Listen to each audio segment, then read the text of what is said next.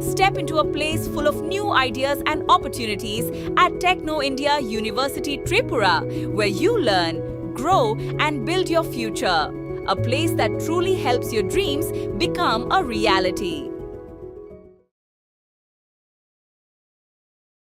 নিগমের চরম অবহেলায় কর্মরত শ্রমিকের মর্মান্তিক মৃত্যু। ক্ষোভ ও শোকের ছায়া ত্রিপুরা খোয়াই জেলা বহরমুড়ায়। বিদ্যুৎ নিগমের চরম গাফিলতি ও সুরক্ষার অভাবে কেড়ে নিল আরও একটি তাজা প্রাণ। ত্রিপুরা খোয়াই জেলার বহরমুড়া কপালীপাড়ার বাসিন্দা এক নিরীহ দৈনিক হাজিরার বিদ্যুৎ শ্রমিক কর্মরত অবস্থায় দুর্ঘটনার শিকার হয়ে মারা যান। বিদ্যুতের এসটি লাইনে কাজ করার সময় মর্মান্তিক দুর্ঘটনাটি ঘটে। এই হৃদয় বিদারক ঘটনাকে কেন্দ্র করে গোটা এলাকায় গভীর শোকের পাশাপাশি তীব্র ক্ষোভের সৃষ্টি হয়েছে। ঘটনার খবর পেয়ে বৃহস্পতিবারই মৃত শ্রমিকের বাড়িতে পৌঁছন ত্রিপুরা প্রদেশ কংগ্রেসের রাজ্য জেলা স্তরের এক প্রতিনিধি দল। শোকবিহ্বল পরিবারের সদস্যদের সঙ্গে দেখা করে গভীর সমবেদনা জানান নেতৃবৃন্দ।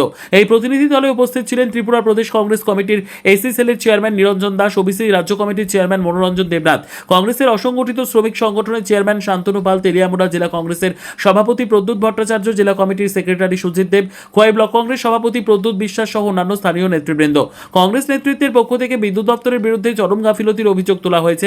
তাদের বক্তব্য, ঠিকা বা দৈনিক হাজিরার শ্রমিকদের সুরক্ষায় ত্রিপুরা বিদ্যুৎ দপ্তর কোনো সঠিক ব্যবস্থা নেওয়া হয় না।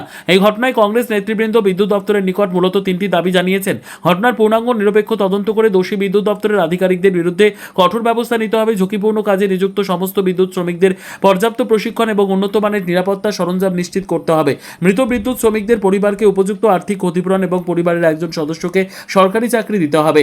ত্রিপুরা থেকে বিক্রম কর্মকারের report, crime press Bengal news. এর চেয়ে তো বড় বিপর্যয় তো আর হতে পারে না মানুষের জীবনে। আজকে তাদের এই পরিবারের প্রতি আমরা যাতে আমাদের দলের পক্ষ থেকে একটু সহানুভূতি বা একটু পাশে থাকি আমাদের দিক থেকে, এর জন্যই উনি আমাদেরকে এখানে পাঠিয়েছেন। আমরা পরম করুণাময় ঈশ্বরের কাছে প্রথমে প্রার্থনা করি ওনার এই অকাল মৃত্যু এবং ওনার আত্মার যাতে শান্তি হয়, ঈশ্বর যাতে এ ব্যবস্থা করেন। পাশাপাশি আমরা সরকারের কাছে, আজকে রাজনীতি নয়, আজকে বড় প্রশ্ন হচ্ছে এই পরিবারটা বেঁচে থাকা। অকাল প্রয়াণ একজন, ওনার স্ত্রী আছে, ওনার একটা মেয়ে সন্তান আছে, পাশাপাশি ওনার পরিবারের অন্যরা আছে। ওরা কি করে খাবে, কোথায় খাবে, ওদের জীবিকা কি করে বাঁচবে? উনিই তো একমাত্র উপার্জনশীল ব্যক্তি ছিলেন।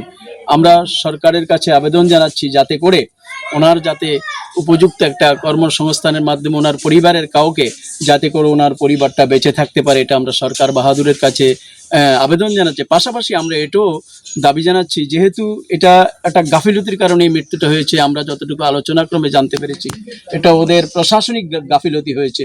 সেই গাফিলতি যারা করেছেন, যাদের কারণে সেটা হয়েছে, তাদের উপযুক্ত যাতে শাস্তির বিধান হয়, তারা যাতে শাস্তি পায়, তাহলেও আমরা সেই দাবিটাও পাশাপাশি আমরা রাখছি। এটাই আজকে আমাদের দলের এবং আমাদের সংগঠনগুলোর বক্তব্য।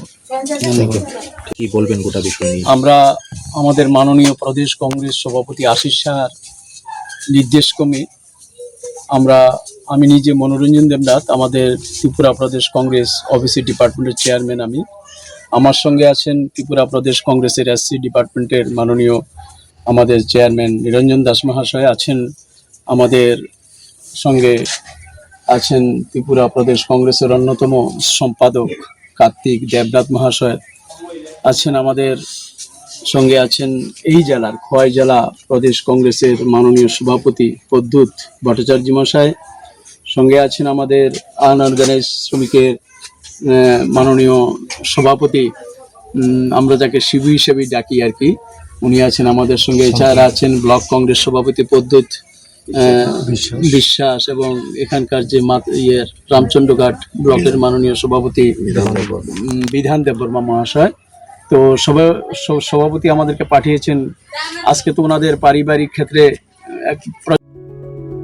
Step into a place full of new ideas and opportunities at Techno India University Tripura, where you learn, grow, and build your future. A place that truly helps your dreams become a reality.